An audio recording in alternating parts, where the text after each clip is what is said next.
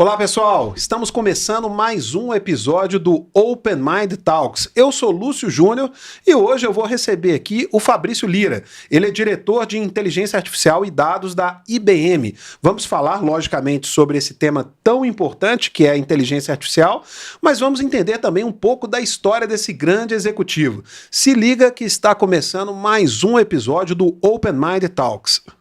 Open Mind Talks com Lúcio Júnior.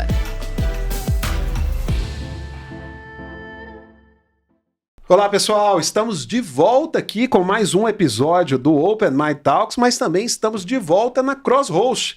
Vocês que acompanham o Open Mind aí desde o início, sabem que os primeiros episódios, na verdade grande parte dos nossos episódios, foram gravados aqui. Aqui que é o maior estúdio, né, a maior empresa de streaming da América Latina. Então é um prazer estar aqui nesse lugar maravilhoso, com uma infraestrutura fantásticas. A gente pode ver aqui as câmeras mais modernas, os microfones, todo um aparato aqui para que a gente possa fazer o nosso programa de alto nível.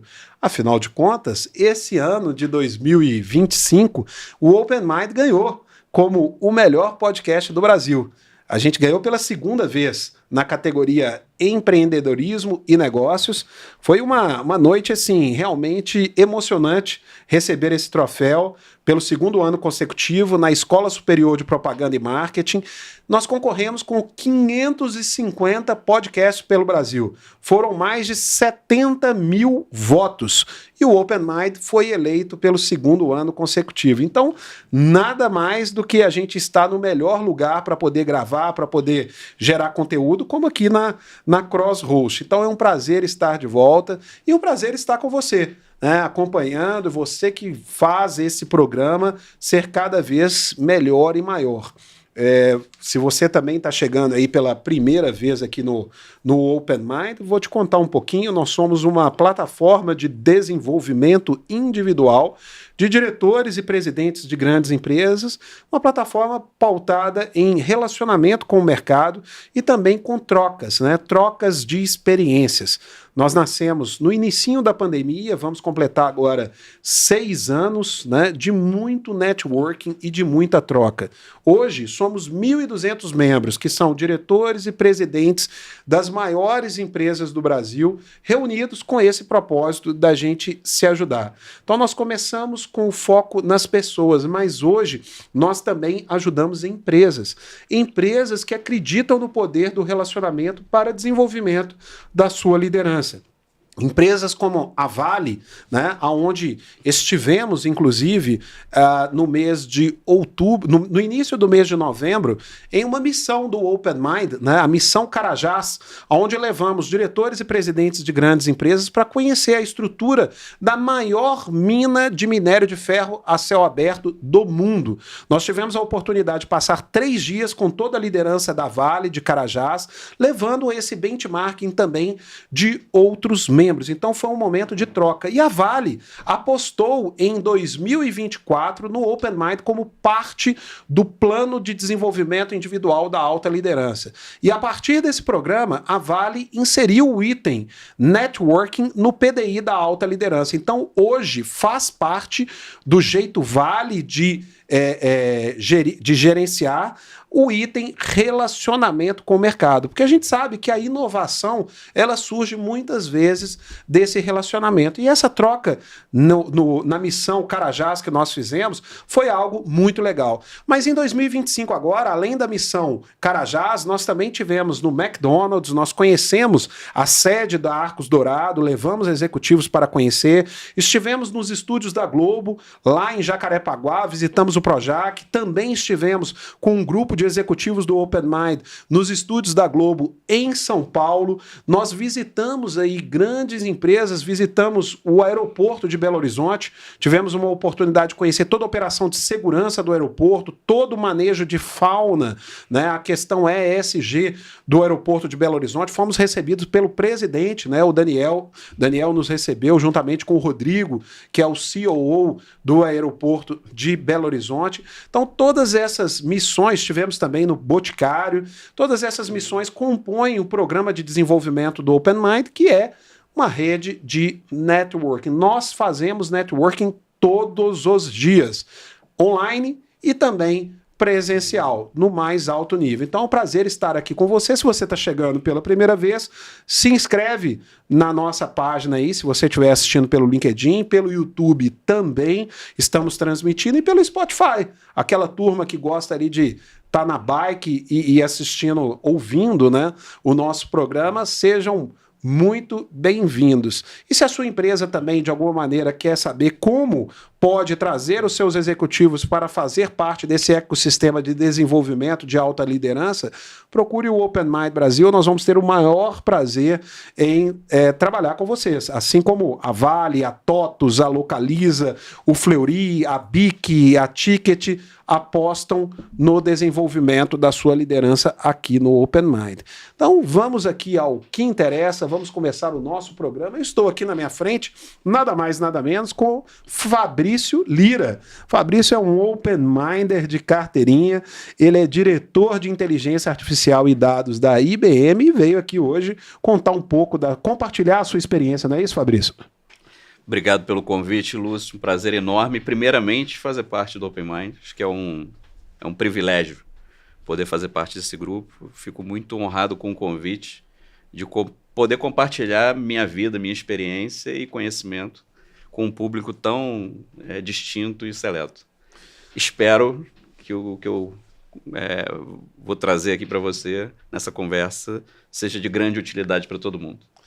Fabrício, a gente está em São Paulo, tá, pessoal? Esse estúdio aqui, ele fica na Vila Mariana, aqui na Joaquim Távora, é o estúdio da Crosshost, mas o Fabrício é carioca. Daqui a pouquinho, se vocês já não perceberam aí o sotaque dele, daqui a pouquinho vocês vão perceber. Então eu queria que o nosso público aqui conhecesse um pouquinho da sua história. O Fabrício, que é hoje um alto executivo da IBM, mas você começou usando o computador dos amigos aí para poder programar, para poder entender de informática. Então vamos resgatar esse tempo. Eu quero saber desse tempo aí que você usava o computador dos amigos. Bacana, Lúcio. Acho que a minha história com a tecnologia, ela remonta quase à minha infância, né? Sou carioca, na verdade, sou niteroense, né? Nascido e criado que eu chamo Mônaco do Rio de Janeiro, a cidade de Niterói, maravilhosa Niterói. E desde muito jovem eu sempre fui muito curioso e inquieto por aprendizado. E ali no final da década de 80, né, início dos anos 90, quando eu estava ali nos meus 13, 14, 15 anos, eu tinha uma paixão assim, exacerbada por entender e compreender as coisas. E era uma época de reserva de mercado no Brasil, só pessoas com uma condição financeira muito confortável tinham acesso a computadores, o PC, né, o computador pessoal. O Brasil produziu alguns computadores nacionais que seguiam uma outra linha, mas os PCs eram um artigo quase de luxo.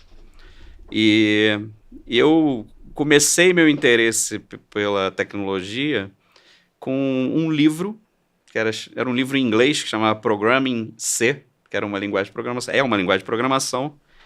E a parte interessante é assim, eu não falava inglês, não entendia nada de inglês, não entendia nada de tecnologia e não tinha computador. Então, é quase que uma tríplice ternura aí para me desafiar. E eu peguei esse livro que foi descartado e junto com um dicionário de inglês-português, eu comecei a literalmente traduzir palavra por palavra e entender o que aquele manual queria explicar. Só que eu não tinha computador. Quem tinha computador? Os meus amigos que tinham uma condição financeira um pouco melhor, mas a atividade no computador para eles era jogo. E eu nunca fui bom de jogo, videogame, até hoje. Eu fico tonto se eu jogar esse jogo que mexe muito com o cenário. Então, assim, eu sou zero à esquerda de videogame. Acho muito bacana, adoro, meus filhos são craques, eu sou a negação do videogame. E eu tinha que disputar o espaço do computador com eles querendo jogar e eu querendo escrever o meu código, né? Para poder testar se aquilo que eu estava lendo e compreendendo fazia sentido. E foi aí que começou a minha carreira em tecnologia. Eu falo que eu desenvolvi minhas habilidades de negociação nessa época, né? Porque gerava o conflito, quem queria, um queria estudar, o outro queria jogar, o computador não era meu, e aí eu negociava e falava só, deixa eu fazer rapidinho, que aí se eu fizer rapidinho, vocês ficam com mais tempo para jogar. Ou quando eles cansavam e iam fazer outra coisa, eu sentava lá para fazer, saciar minha curiosidade. E estudando num livro de C Num livro que você de achou C. no lixo. Que eu peguei no lixo, que foi descartado pelo Que pai do amigo coisa. meu. E aí começou. Então, aos 14 para 15 anos, eu desenvolvi meu primeiro sistema comercial. Era um sistema de controle de estoque, né, de gestão de contas a pagar e receber, que era o clássico da época, né, que vendia até em banca de jornal. Eu desenvolvi esse sistema comercial e começou ali minha história com tecnologia. Desde então, eu me mantenho nesse segmento, passando por diversas experiências, né? Eu montei minha primeira empresa para fazer sistema, depois saí da empresa, fui me meter em outros negócios, voltei para a tecnologia, trabalhei num banco, trabalhei numa empresa, numa grande software house brasileira durante muitos anos, até que eu estou há 15 anos aqui na IBM. Eu costumo dizer que eu estou diretor, eu não sou, né, não nasci diretor, né, nem quando eu morrer na minha lápide vai ter lá diretor, então eu estou diretor e costumo dizer que eu sou o Fabrício de Niterói, pai da Beatriz, da Larissa, do Fabrício e do Tiago, casado com a Daniela há 28 anos e tenho a vida corporativa pautada sempre pelas mesmas coisas que me trouxeram na minha adolescência para essa área. A curiosidade e a inquietude pelo aprendizado. O que então aí, já que você está falando um pouco da sua história, né? Desde o momento lá de Niterói, em Niterói, o que a sua adolescência moldou para o seu estilo de liderança? Essa pergunta é muito boa, Lúcio. Acho que tem, eu acho não, né? Quem acha não sabe de nada. Tem muitos aspectos do meu desenvolvimento que me trazem até onde eu estou e eu preservo muito, né? Primeiro, essa questão da curiosidade, da sede pelo saber, pelo aprendizado. Eu digo que você é um eterno aprendiz. Eu vou estudar até o dia que Papai do Céu me permitir, porque o mundo é muito dinâmico, você está sempre aprendendo novas coisas. Eu fui estudar engenharia para entender como é que o mundo, as coisas funcionam. Fui estudar economia para entender como as pessoas funcionam. Mais ou menos é a analogia que eu sempre fiz. Mas o esporte que fez parte da minha vida até me faz parte, também me ensinou muito. Então, a disciplina, a persistência em você atingir determinado grau dentro de uma prática esportiva, trabalhar em grupo, ter determinação para chegar em um objetivo, sabendo que aquela conquista ela não é instantânea da noite para o dia, criar jornadas, isso tudo foi muito forte na minha formação. E eu carrego isso até hoje. Olhar para um objetivo, construir uma estratégia, um plano para executar, acho que vem desde que eu comecei a aprender a programar. Qual é o seu esporte principal? Hoje é o jiu-jitsu. Jiu-jitsu? Você é um black belt? Eu sou faixa preta de jiu-jitsu, da Gracie Barra, do professor mestre Rodrigo Prujanski, com muito orgulho e pretendo continuar praticando até o dia que o meu corpo permitir. Mas você teve a gente conversou agora há pouco, você teve uma passagem, uma carreira aí como jogador de futebol também. Também, na minha adolescência eu joguei bastante futebol. Meus primos foram jogadores profissionais, inclusive jogaram no América, jogaram em outros clubes lá do Rio de Janeiro. Eu, na minha adolescência, conjugava ali o ensino, né, a escola com o futebol, mas eu vou dizer que eu achava que eu jogava bem, mas o meu estímulo familiar não contribuía muito, né? Meu pai, quando era vivo ainda, olhava para mim e falava assim, com esse futebol aí que você tem, acho melhor você estudar, hein? Então você vê que não era um estímulo, vou dizer assim, para continuar naquela carreira. Era um bom jogador, mas felizmente eu optei pelo estudo. Acho que eu não seria um atleta de nível de seleção e que eu conseguisse viver disso. Mas gosto muito de futebol. E aí na gestão, né, também ligada ao esporte, você teve uma passagem como gestor do futebol. Uma passagem que não merece muito crédito. Assim, eu Em um momento da minha vida, eu estava muito próximo do meu clube, do América, mas o América, ano que vem, está na Copa do Brasil, então se prepare aí para o time do coração, do segundo time do coração de todo carioca, surpreender.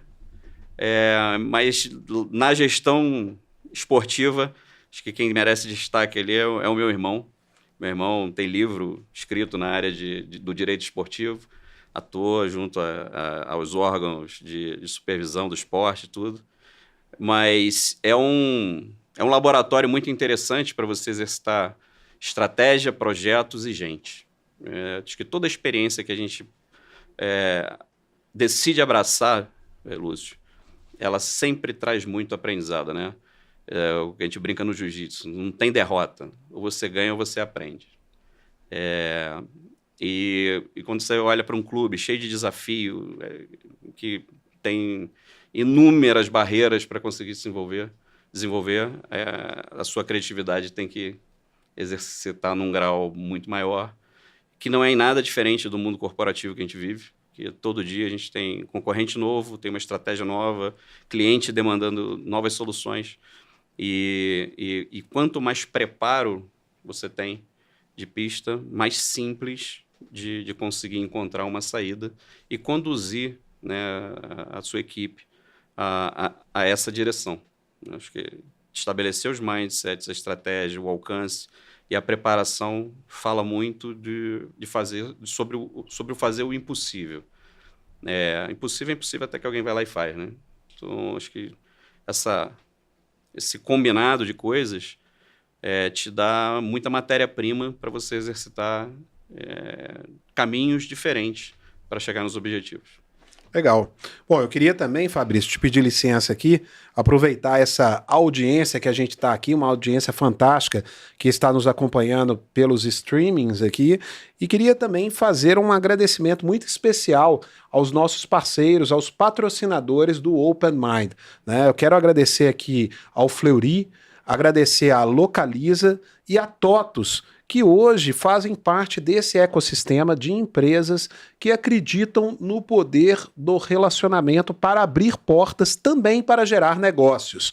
O Open Mind faz um trabalho com essas empresas voltado à geração de oportunidades de aproximação com o mercado, né, gerando aí oportunidades de negócios. Localiza, Fleury, TOTUS são grandes parceiros do Open Mind, aos quais a gente trabalha, todo o time, desenvolvendo essa oportunidade. E você também, logicamente, que está acompanhando aqui a nossa transmissão, se tem interesse em entender como que o Open Mind vem ajudando essas empresas na geração de oportunidades de negócio, e você já pensando para o seu funil aí de 2026, pode procurar o Open Mind, nós vamos ter o maior prazer em atender vocês.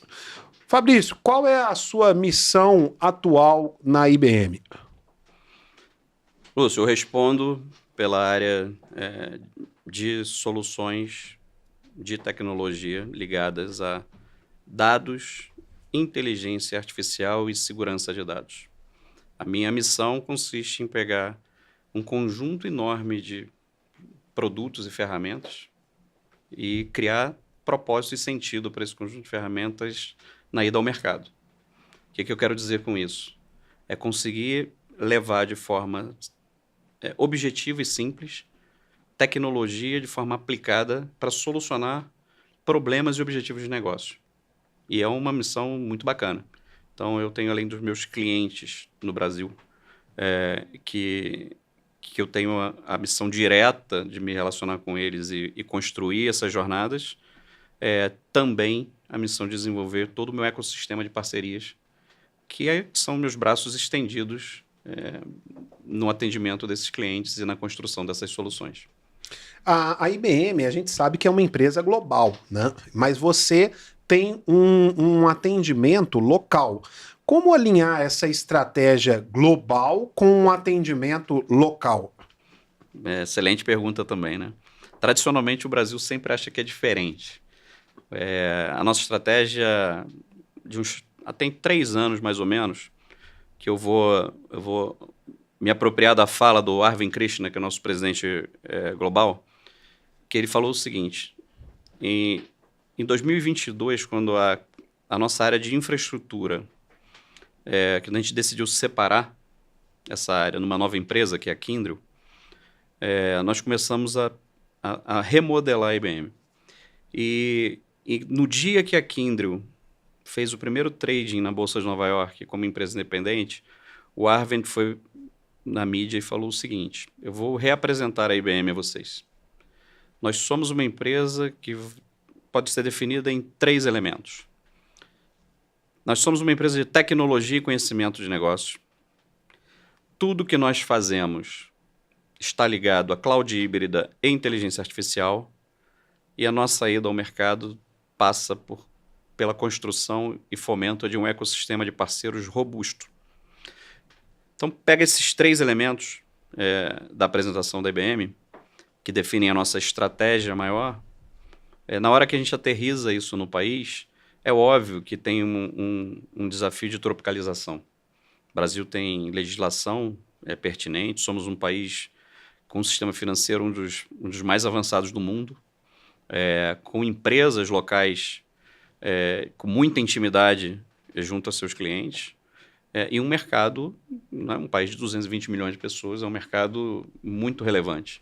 Primeiro país a ter uma filial da IBM fora dos Estados Unidos, e aqui já estamos há mais de 100 anos. Então, isso traz uma responsabilidade muito grande. E aterrissar essa estratégia aqui, ela passa por 3 características principais. A primeira é não criar nenhuma jabuticaba, né? E falar, somos diferentes. Não, nós temos particularidades, mas não somos diferentes. O Brasil, o mundo é muito global hoje, né? As coisas são muito mais fluidas e as fronteiras são muito mais definidas logicamente do que fisicamente. O segundo ponto é conseguir adaptar isso à realidade do mercado, de consumo, de contratações e de aplicação, que às vezes tem algumas nuances diferentes. E o terceiro ponto é conseguir escoar num país continental o conhecimento que nós temos para uma rede de parceiros super grande. E quando a gente consegue equalizar esses 3 pontos, aí a ida ao mercado fica mais estruturada e fica mais simples. Eu sou um grande fã da simplicidade, né? O difícil é fazer simples. E um negócio que eu reparei, eu sigo você no LinkedIn, vejo as suas postagens, né? E parabéns aí também pelos conteúdos que você compartilha. E uma coisa que você fala muito nas suas postagens é sobre foco, priorização e energia, né? O que esses 3 elementos aí representam para você na gestão? Lúcio, o dia a dia corporativo ele é muito intenso.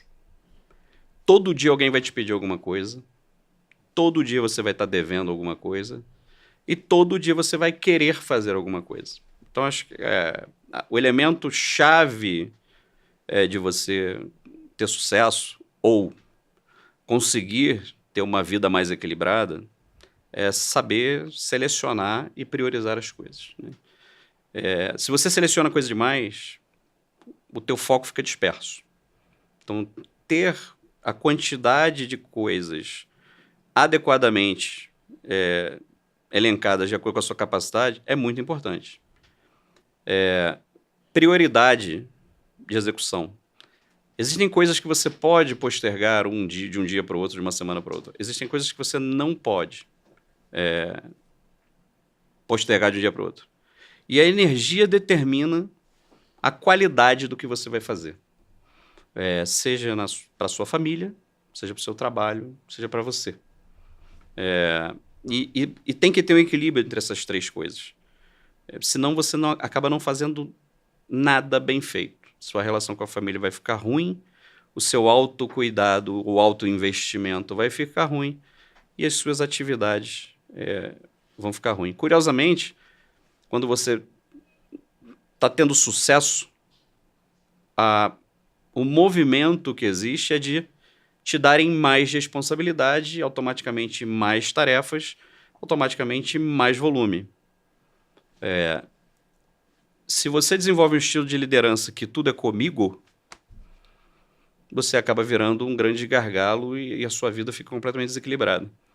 Então, na montagem das suas equipes, dos times, você tem que ter as pessoas em que você confia, delegar as tarefas e supervisionar aquilo que precisa de supervisão. Empoderar as pessoas do time para tomarem as decisões e realizarem as tarefas que precisam ser realizadas. Em estruturas muito grandes, né, IBM é uma empresa gigantesca, existe uma tendência de você se mover mais matricialmente. O mundo mudou. Né? Você antes, né, a gente tinha 6 concorrentes principais, hoje eu tenho 150. Então, se eu me movimentar da mesma forma que eu me movimentava 10 anos atrás, eu vou estar sempre atrasado. E aí, quando você conjuga esses 3 elementos, né, foco, para poder determinar exatamente aquilo que tem que ser feito. Prioridade, as primeiras coisas primeiro. E energia para fazer com intensidade, né? O presidente da América Latina, o Tony, que é um cara que eu admiro demais e me ensinou muito, ele usa o foco, precisão e intensidade, né? Que é só outras palavras para a mesma coisa. Se você não aplica esses 3 elementos, a progressão é muito difícil. E aí você não só deixa de ter sucesso, como você cria hábitos ruins no time também. E aí isso cascateia de forma negativa. Ou porque você vira um líder super-herói, que mata tudo no peito e fala, deixa comigo, e aí o teu time fica mais relaxado e preguiçoso, porque o teu chefe resolve tudo. Ou porque você tenta abraçar o mundo e sobrecarrega todo mundo ao mesmo tempo. Então, esses elementos conjugados são sinônimo de um time de alta performance, de alto desempenho. Pessoal, eu estou aqui com o Fabrício Lira, diretor de IA e dados da IBM, e o Fabrício está compartilhando um pouco aqui da sua história. Esse primeiro bloco aqui foi da gente falando um pouco sobre a história do Fabrício e entendendo o estilo de liderança do Fabrício. Agora vamos falar de IA sem enrolação, né? Fabrício, eu tenho conversado com muitos executivos do OpenMind e tenho visto que, escutado deles, que a maioria dos projetos de IA vem dando errado, né?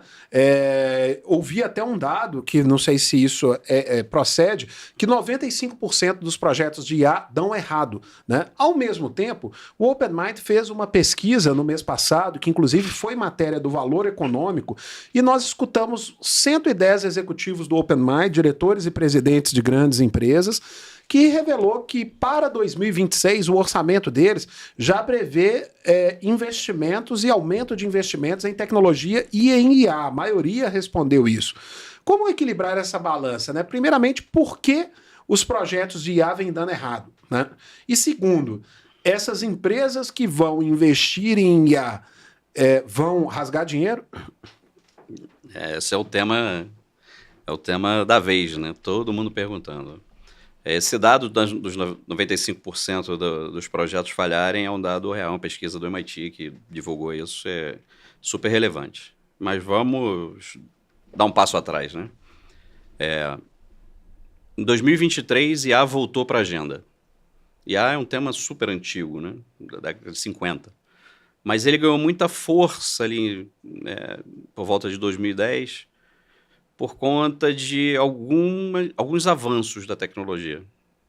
O advento do Big Data, poder de processamento, né, dos processadores e a computação em nuvem, né, que rompe com uma reserva de mercado, entre aspas, que somente grandes empresas tinham acesso a poder computacional. Então, a nuvem, qualquer um com cartão de crédito senta numa cafeteria, né, que é aquela analogia clássica, com cartão de crédito e um Starbucks, o cara monta uma empresa.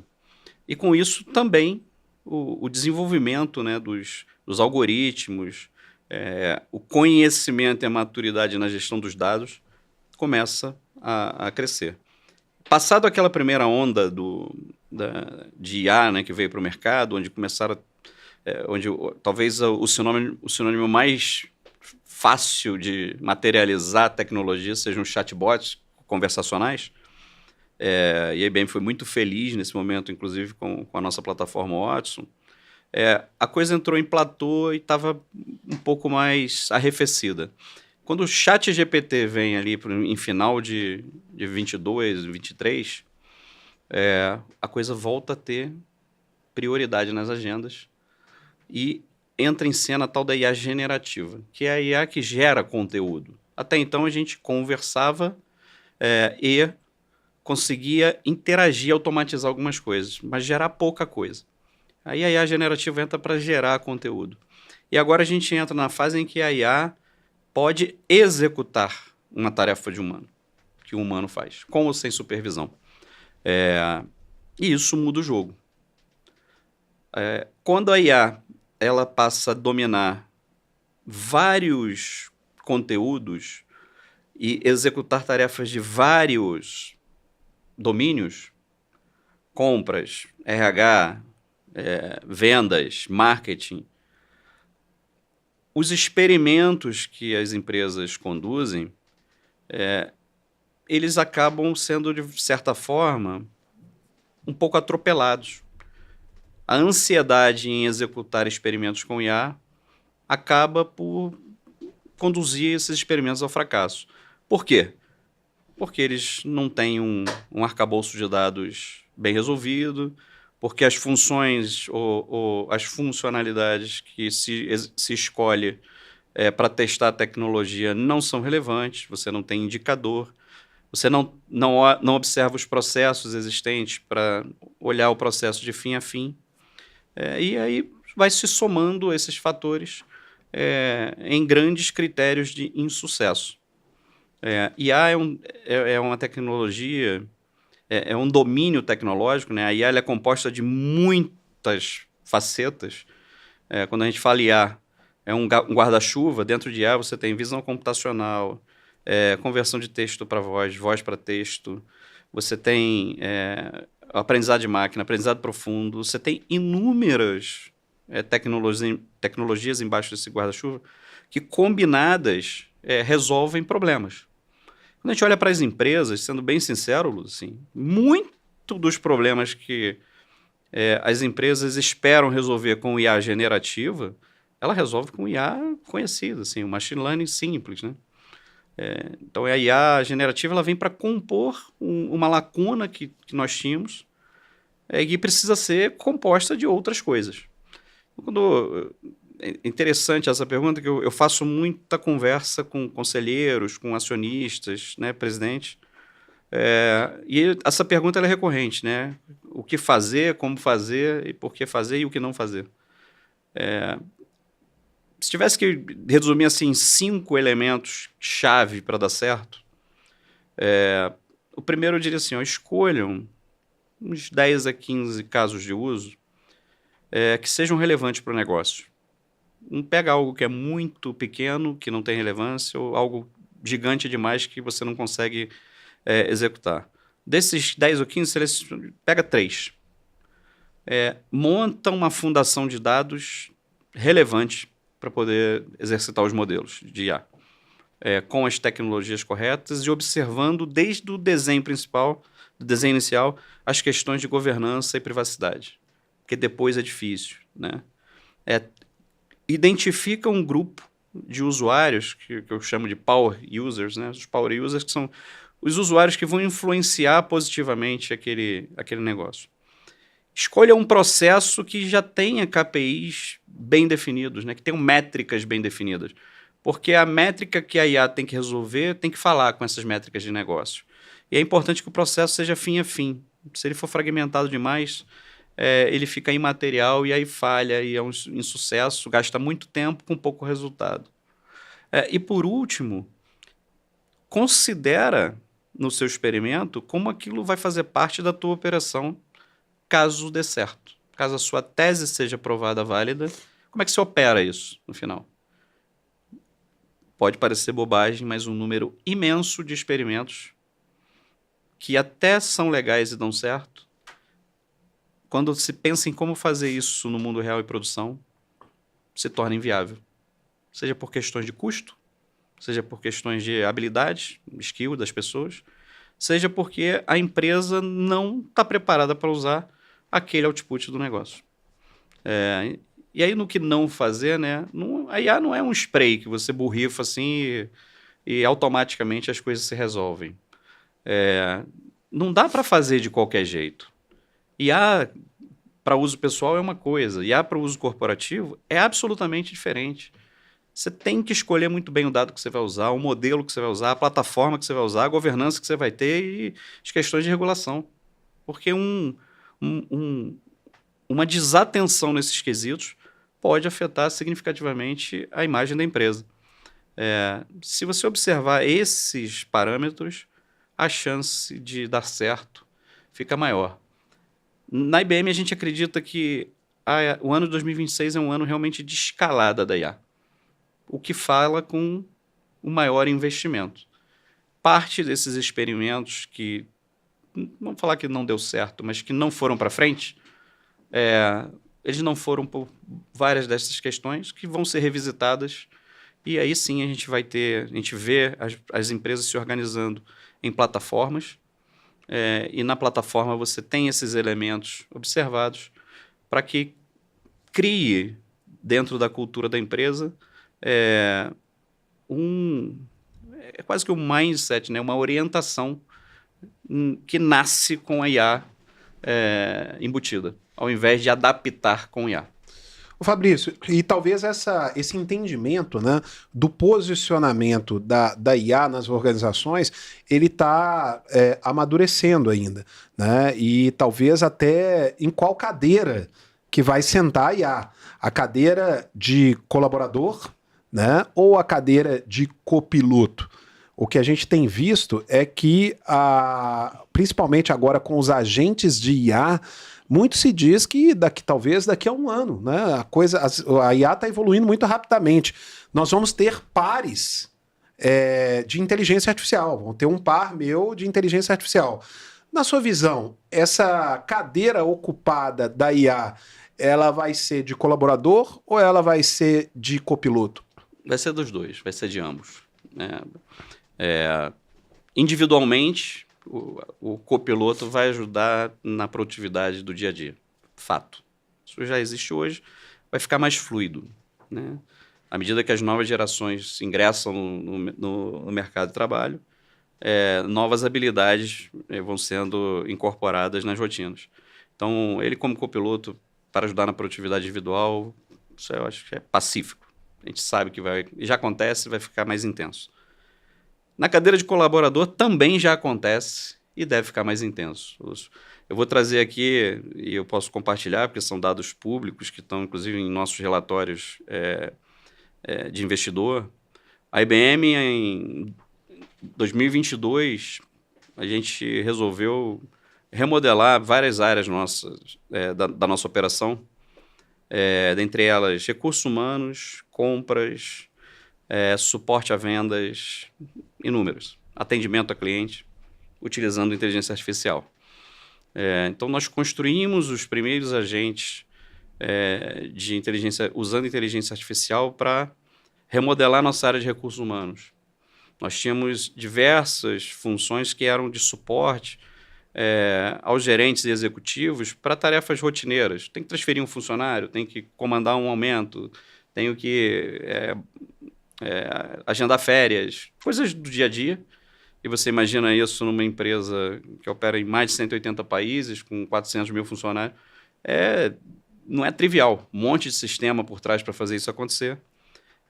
E aí nós resolvemos criar uma plataforma onde o funcionário e o líder interagem em linguagem natural, como um chat, e por trás tem alguns agentes que executam as tarefas. Olha que dado interessante. A gente esperava que com isso, em 2 anos, nós tivéssemos uma economia de escala de uns 2 bilhões de dólares. Nós tivemos 3,5 bilhões em economia de escala.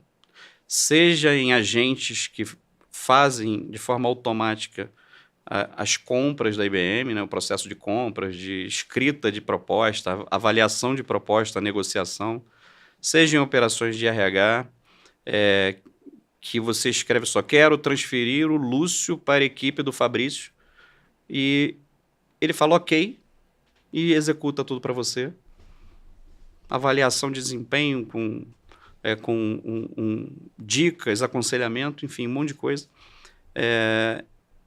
E com isso, além do benefício financeiro, a avaliação, o NPS dessas áreas de RH melhorou em mais de 50 pontos. Significa dizer o seguinte: o humano que tinha lá para executar essas tarefas, a nossa percepção é que ele não era um bom serviço, e quando a gente usou os agentes e a automação, a percepção de qualidade melhorou muito. Então, isso é uma realidade hoje, e eu uso a IBM, a gente chama de Client Zero, né? Que a gente resolveu fazer dentro de casa antes de ir para o mercado. E o dado interessante é assim: a gente não reduziu staff. A gente retreinou pessoas e aumentamos a quantidade de pessoas em áreas que promovem esse tipo de mudança. Então, tem mais gente em tecnologia, mais gente em marketing, mais gente em vendas, sem provocar o que tão temido desemprego, né? Que a máquina vai tirar o meu lugar. As pesquisas, os dados, né, de World Economic Forum e entidades que se preocupam com isso mostram uma tendência ao contrário. Algumas funções deixam de existir, mas várias outras surgem. Então, o futuro é próspero. Os 2 assentos serão ocupados, Lúcio, e já estão ocupados em alguns lugares. Copiloto e colaborador. De copiloto e colaborador. No copiloto, acho que a gente hoje ainda usa a IA como um quebra-galho, um assistente, para nos gerar conteúdo como se fosse quase que um Google, né? A gente pergunta para ela como fazer as coisas, né? Mas em um espaço muito curto de tempo, a gente começa a pensar já com a IA. Entendi. E aí muda o jogo. E isso é parte de um processo, né? O letramento de inteligência artificial, ele ainda é muito restrito a poucas camadas e poucas pessoas. Mas, Fabrício, como medir a produtividade da IA fora o hype? Como fazer isso? Esse é um tema também legal. Eu costumo, em algumas das minhas falas, falar do hype ou ROI, né? O uso recreativo para nós, indivíduos, para escrever um poema, uma receita, isso é recreativo. Por mais que a gente queira até fazer, poxa, vai me ajudar nos meus estudos, ainda assim é um uso mais recreativo. O uso empresarial, lembra que eu falei no experimento que você tem que seguir as métricas do negócio? Uhum. Qualquer experimento que você vai fazer, qualquer uso, projeto, tem que estar ligado ao negócio. Por isso que é muito importante que a mudança e o direcionamento nas empresas venha do C-Level. Porque a IA, ela para gerar valor, ela tem que transpassar a forma como as empresas estão organizadas. As empresas estão organizadas desde a Revolução Industrial da mesma forma. Vendas, marketing, contas a pagar e receber, estoque, delivery, etc. O que gera valor para a empresa são os dados que ela tem, e esses dados não estão no GPT, no Copilot, no Claude, em nenhum modelo, estão dentro dos seus sistemas legados, dentro dos seus ERPs. E o que gera valor é o entregável final da companhia. Então, não importa, não é a tecnologia, não é o CIO que vai mudar o mundo. É o CEO que vai dizer, olha, a partir de hoje, todos os nossos projetos vão ser pensados com a IA no centro, para que possa ter início, meio e fim e ter métrica. Se você modelou um processo, não conseguiu encontrar uma métrica de eficiência, seja ele custo, produção horária, qualquer que seja, não faça. Se não tem métrica para acompanhar, significa que a tua modelagem está equivocada ou que você precisa quebrá-la em partes menores que possa ser mensurada. Se não é mensurado, não serve. Tudo que a tecnologia pode fazer para dentro de uma corporação, para uma companhia, e de todos os tamanhos, tá, Lúcio? Desde de um pequeno negócio, uma barbearia que seja, até uma empresa gigantesca igual a IBM, igual a várias outras. Todos eles têm as métricas. Seja, quanto que eu faturo por dia, quantos cabelos eu corto, quantos funcionários eu tenho. Todos têm métricas, em maior ou menor maturidade. Então, se não encaixa com nenhuma dessas métricas, a IA não serve para nada. Eu queria dar uma pausa aqui no tema inteligência artificial e falar de inteligência relacional, né? O OpenMind é uma rede de networking, uma plataforma de desenvolvimento baseada em networking, relacionamento entre diretores e presidentes de grandes empresas. E para 2026, nós estamos trazendo uma das necessidades que o mercado trouxe para o OpenMind. Muitas empresas, grandes empresas, estão passando por processos de M&A, fusão e aquisição. Algumas empresas por processos de insolvência, principalmente em um mercado que está passando por tanta volatilidade, né, tantos desafios, e isso gera um problema, né, que é a empregabilidade das pessoas. Quando você tem uma fusão e aquisição, muitas vezes você tem sobreposição de funções, o que gera medo de um lado, insegurança daquele executivo que está participando de uma fusão e aquisição, e pode gerar, eventualmente, ou quase na maioria das vezes, em cortes, em desligamentos pela sobreposição de funções. E olhando para esse lado, o OpenMind lançou agora, e em 2026 a gente está cada vez mais apostando nessa frente, que é o Programa de Demissão Humanizada. O que seria o Programa de Demissão Humanizada do OpenMind? É bem simples de explicar, mas complexo de executar. O Programa de Demissão Humanizado é: você desliga o colaborador da sua empresa, você desconecta ele da sua empresa e conecta ele ao mercado, né? Você conecta ele a uma rede de diretores e presidentes de grandes empresas dispostos a se ajudar. E esse é um programa de 12 meses, onde além dele fazer relacionamento, ele vai se manter atualizado sobre os principais temas que estão acontecendo no mercado. Então é uma forma humanizada, ou seja, isso entra na linha ESG da sua organização, de você desligar aquela pessoa que contribuiu para a sua empresa crescer e chegar nesse momento. Então, se você também tem interesse em saber sobre esse programa de demissão humanizada, pode procurar o OpenMind Brasil.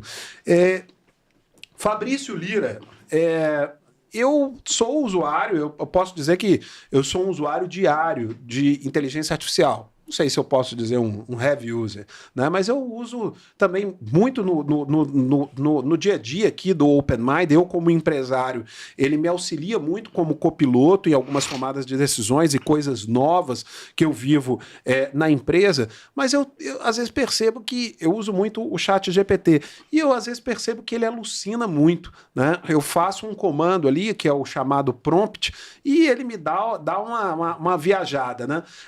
Você entende que talvez seja uma falha minha, essa falha minha de fazer prompts é uma falha comum entre as pessoas?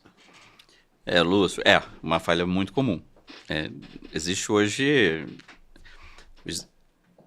é quase uma disciplina, engenharia de prompt, né? O prompt é a maneira de você criar contexto para que a IA possa gerar um conteúdo adequado para aquela sua necessidade.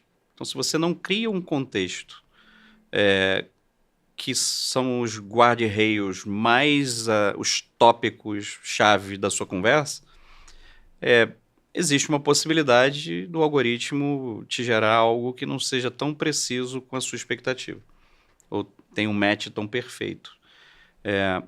E tem também um outro elemento que os modelos que ficaram mais populares, A gente acha que a IA generativa é tudo sobre o ChatGPT, sobre LLM, né, que são os modelos de linguagem grande ou extensa que esses motores usam.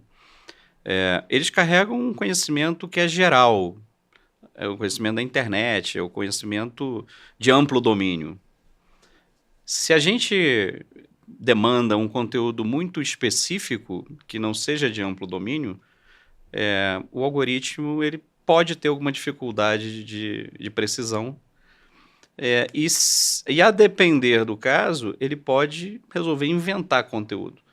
Porque ele é um gerador de conteúdo, baseado numa estatística sofisticada. Então, se aquela estatística de alguma forma combina que a sua demanda por essa informação tem alguma similaridade com outro tópico, ele pode gerar um conteúdo que seja diferente daquilo que você espera. Então, quando a gente olha assim na abordagem nossa, né, eu falando aqui de nossa como IBM, a gente acredita em 3 pilares chaves para a IA funcionar bem. O primeiro é o pilar de dados. Dados é o combustível de qualquer elemento de inteligência artificial, qualquer algoritmo, qualquer coisa. Se os dados não são apropriados, se eles violam direitos autorais, contêm viés, o algoritmo ele só reproduz isso. Então, é o primeiro ponto. E os dados precisam ser geridos de forma consciente, transparente, responsável e de forma aberta.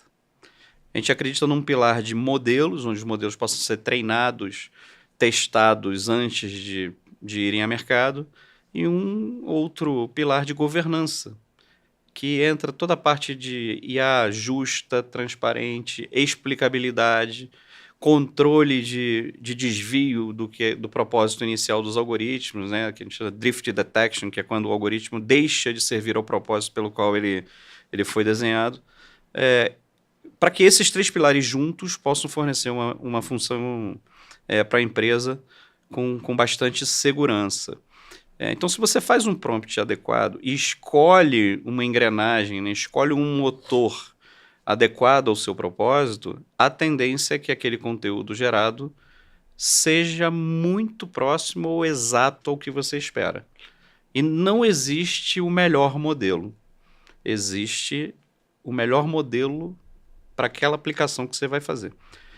Se você entra no Hugging Faces, que de maneira simples, assim, um marketplace de modelos, onde você pode encontrar modelo para praticamente tudo, você vai observar que funções muito específicas do mundo empresarial, você tem às vezes modelos até menores que são mais especialistas e vão te dar uma resposta mais adequada do que um modelo de conhecimento geral, como o que é usado pelo ChatGPT, como que é usado pelo Copilot, do Gemini, etc., Grok.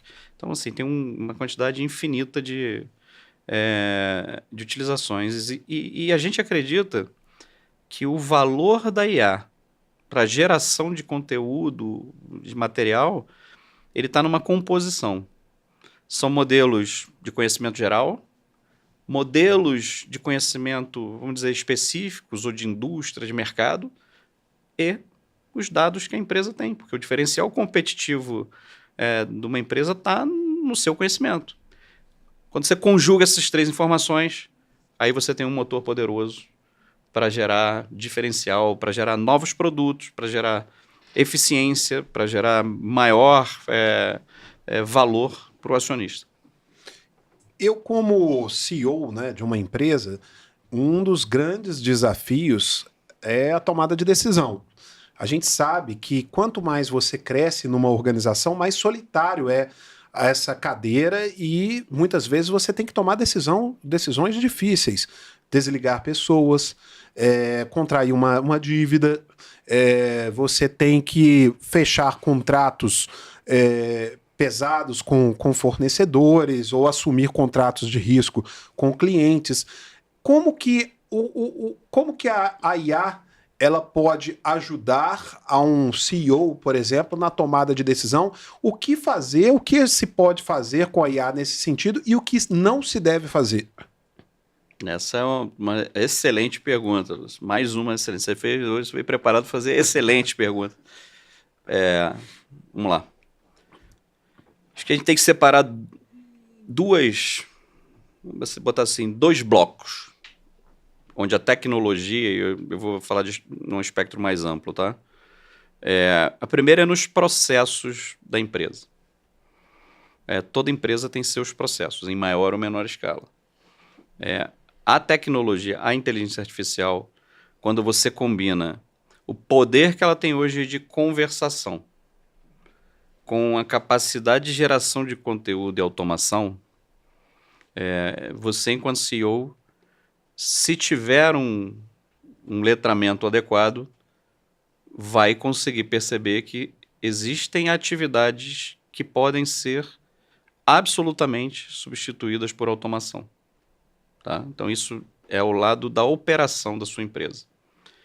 Enquanto tomada de decisão, a IA ela é um grande repositório de informação. Escolhendo a fonte adequada, né, modelos que te garantam que você não vai receber um dado enviesado, que não vai ter uma resposta alucinada do modelo que você vai usar,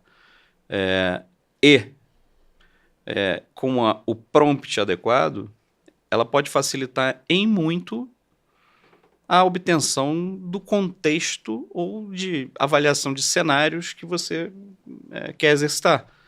Lembra, a IA é uma máquina, ela de inteligente, ela tem pouca coisa, ela é feita por humano, treinada por humano para ser consumida por humano. Então, ela é uma grande máquina estatística de geração de conteúdo. Ela pode te auxiliar em horas de busca ou dias de obtenção de informações para sua tomada de decisão. Ela pode te auxiliar a conseguir entender melhor a sua concorrência, entender melhor os seus clientes, adicionar componentes dentro do seu dia a dia que ajudam você a se expressar melhor, comunicar melhor, interagir melhor. O céu é o limite, Lúcio. Mas eu acho que se eu tivesse que dar uma recomendação para que isso tenha valor, comece exercitando utilizar a IA diante de uma situação difícil. Mas não substitua o seu método tradicional para essa decisão difícil. Decisão difícil você vai tomar sempre, né? O empresário vive de tomar decisão difícil. E faça um comparativo. O tanto de esforço que você empreendeu para tomar a sua decisão difícil e o tanto de esforço que você empreendeu utilizando a inteligência artificial. Legal. Fabrício, a gente já está aqui próximo do fim do nosso programa, né? Eu falei com você que passava rápido. Passa rápido. 1 hora que a conversa flui. Sobre inteligência artificial, a gente tem muita coisa ainda para poder conversar. Mas eu queria também te perguntar aqui, Fabrício, tendo em vista, né, que a gente está na entrada aqui de 2026, qual a tecnologia que você acha que vai explodir em 2026? Se eu tivesse essa capacidade de adivinhação, Lúcio. Mas eu acredito muito na projeção que nós estamos fazendo na IBM, né? De que 2026, e vou falar mais corporativamente, né? Vai ser o ano em que realmente a inteligência artificial vai permear os processos da companhia e vai escalar. Quem não estiver usando vai ficar para trás em termos de competitividade. Nas mais diversas áreas. É dizer, a área de vendas que não se apoia na inteligência artificial para obter inteligência de mercado vai ficar para trás. A área de compras que não usa inteligência artificial e agentes para se relacionar com o seu ecossistema vai ficar para trás. As empresas que querem ir ao mercado, que não tenham o seu ecossistema habilitados no uso da inteligência artificial, vai ficar para trás. Então é um ano de escala. Porque o ano de entender a maturidade, de entender e amadurecer e conseguir selecionar melhor foi 2025. Está sendo 2025. E agora é o seguinte, a gente sabe que a IA ela tá vindo para poder dar talvez também mais velocidade às coisas, né? Qual um conselho que você daria para um líder que quer ganhar velocidade sem perder governança? Acho que eu consolido fragmentos da minha fala ao longo aqui da nossa conversa.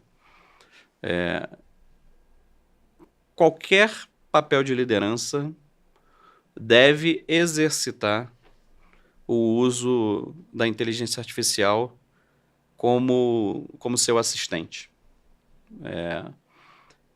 Enriquece demais o seu repertório e facilita demais o seu dia a dia.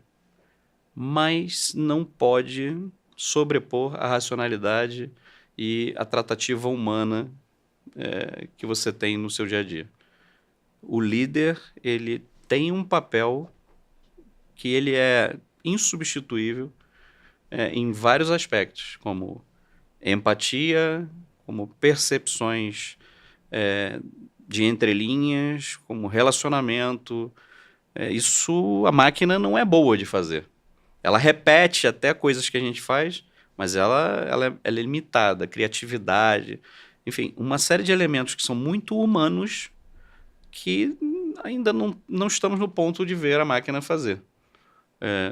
E o líder tem que se aprofundar na sua educação sobre a tecnologia em si. Eu ainda vejo muita gente, média gerência, gerente, líder, coordenador, diretor e dono e presidente de empresa, ainda com uma ideia muito rasa e superficial do que a inteligência artificial é capaz de promover e de quais os caminhos que ele pode utilizar para se beneficiar, seja enquanto indivíduo ou seja enquanto gestor, do potencial que a tecnologia oferece. Vamos falar mais uma vez sobre inteligência relacional. Qual o papel do networking no seu desenvolvimento profissional? O que o relacionamento contribuiu para você chegar até aqui, aonde você está hoje? Ô, Lúcio, primeiro que eu sou um apaixonado por gente. Acho que nada substitui uma boa conversa e você ter o privilégio de conviver com pessoas diferentes de você, com experiências que são de forma muito ímpar e singular, diferente das suas. Aquele velho ditado, né, que você aprende no amor ou na dor. Uhum. Eu sempre fui muito favorável a aprender do amor, e o amor é você aprender por observação, pela experiência das pessoas que você convive. Eu brinco, né, com o meu chefe na IBM, que eu falo assim, é salário indireto quando eu tenho uma oportunidade como a de hoje, de sentar aqui com você e ter essa conversa. É salário indireto quando eu sento com alguém de uma outra empresa para ter uma conversa, seja de negócio, seja de orientação, seja de assuntos gerais. Nada substitui, para mim, o relacionamento entre as pessoas. Empresas fazem negócio entre si, mas são os CPFs que acabam decidindo. E gente lida com gente. Então, acho que a gente está longe ainda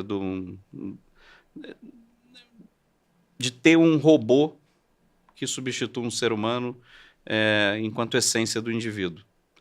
E se relacionar, ter uma boa rede, ter amplitude relacional, fortalece o que eu nem sei se esse termo é o correto ou não, mas eu chamo de capital social. Fazer as coisas avançarem, materializar os projetos, os sonhos, eles passam cada vez mais por poder articular pessoas em torno de algum propósito. E o dia a dia nosso é esse. A gente articula pessoas em relação a algum propósito. Você articula uma rede enorme com vários propósitos. E quanto maior essa rede, mais bem conectada, o teu relacionamento é aquele conhecimento que você não tem nativo, mas que está disponível para você a uma mão de distância. e isso movimenta o mundo. Então, eu sou um defensor ferrenho do relacionamento humano, do protagonismo humano no mundo cada vez mais digital. Fabrício, a IA generativa é o conceito da inteligência artificial que vai aprendendo e vai se criando, né, através daquele aprendizado. Agora falando aqui do aprendizado humano, né, do Fabrício Lira enquanto inteligência também, os seus aprendizados na vida. Me conta algo que você fazia no início da sua carreira e que jamais você faria hoje. Acho que aí vamos ter que ficar aqui outra hora, né? Eu comecei a trabalhar muito cedo, então eu recebi poder e autoridade muito cedo. E em algum momento do meu início de carreira, né, quando eu comecei a liderar pessoas, eu não tinha... Talvez a palavra acho que correta, eu era bem arrogante. Eu achava que a arrogância era o meu poder. E por eu ser muito novo, se eu não for arrogante, o cara não vai me respeitar. E eu tive um líder que ele virou para mim e falou: moleque, tu é muito bom. E eu vou te ajudar a você não se perder na sua ignorância. Porque senão você vai morrer antes de se desenvolver enquanto executivo. E esse cara foi essencial no meu desenvolvimento. Ele me mostrou que o combate de algumas posições, sejam ideias, seja disputa numa reunião, eles não necessariamente são o melhor caminho. Mas ouvir e articular é o melhor caminho. Ele me mostrou que criar um ambiente de conflito para você ser o elemento que resolve o conflito pode funcionar uma vez, pode funcionar duas, mas não é perene. Então, isso foi bem... Eu tinha os meus 20 e poucos anos. Talvez essa seja uma lição que eu carrego para a vida.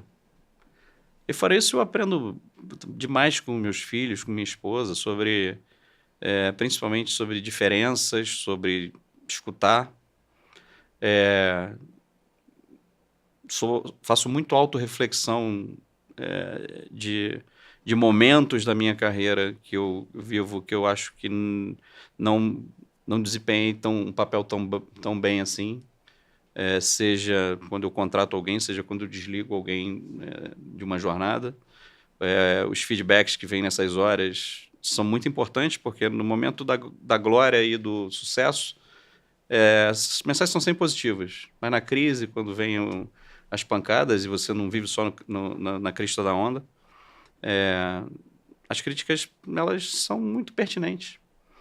E eu tentava abraçar também muita coisa e acabava não entregando. Assim, acho que dá para escrever um livro. Você que é escritor, né, autor de livro, acho que daria para escrever um livro sobre os aprendizados na jornada, mas eu tive a felicidade de durante eu tô com 50 anos, durante a minha vida corporativa, ter tido o contato com pessoas que foram muito importantes na minha formação. Nem todo mundo tem essa oportunidade. E é muito por isso assim que eu faço questão de retribuir em diversas coisas que eu faço, sejam mentorias, seja dando aula, em qualquer interação, de retribuir esse presente que eu ganhei ao longo da minha vida, para que outras pessoas também possam ter esse mesmo impacto positivo que eu tive através dos relacionamentos das pessoas. Fabrício, parabéns pela sua trajetória. Quero convidar a todos aqui a seguir o Fabrício Lira aí também no LinkedIn. É só você procurar aí Fabrício Lira, IBM, você vai achar o perfil dele.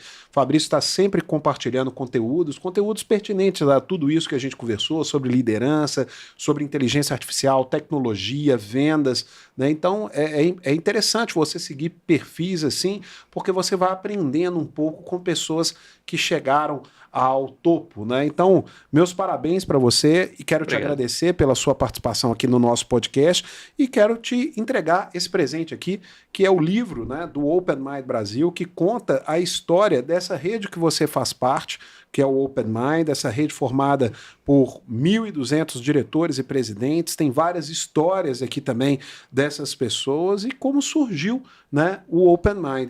E eu quero que você continue escrevendo essa história junto com a gente, né? Participando e contribuindo com conhecimento, igual você está fazendo agora. Então é um presente com carinho aqui para você.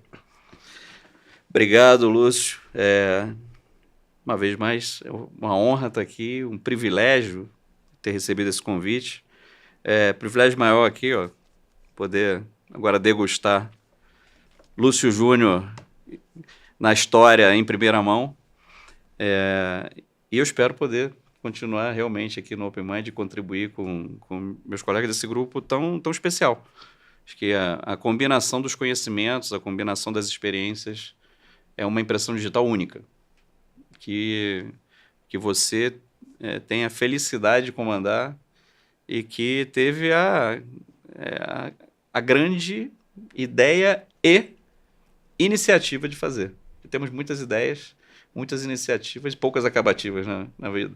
Eu acho que a gente tem que sempre buscar progressão. Perfeição às vezes é difícil, mas progressão leva à perfeição. Muito bom. Muito obrigado. Foi um prazer enorme estar aqui com você. Valeu, Fabrício. Obrigado. Tamo junto. Pessoal, obrigado pela audiência de vocês. Eu quero agradecer aqui também a todo o time da Cross Host. Quero agradecer ao Jailton e a todos aqui que trabalham nesse grande estúdio e nessa grande empresa de streaming que nós tivemos aqui a oportunidade de gravar esse conteúdo hoje para você. Então, se você está buscando aí também fazer conteúdo de alto nível, podcasts, eventos híbridos, presenciais e online, procure a Cross Host, porque você vai ter realmente um ambiente e equipamentos e pessoas de alto nível. Então, muito obrigado pela sua audiência e a gente se vê no próximo episódio do Open Mind Talks. Open Mind Talks com Lúcio Júnior.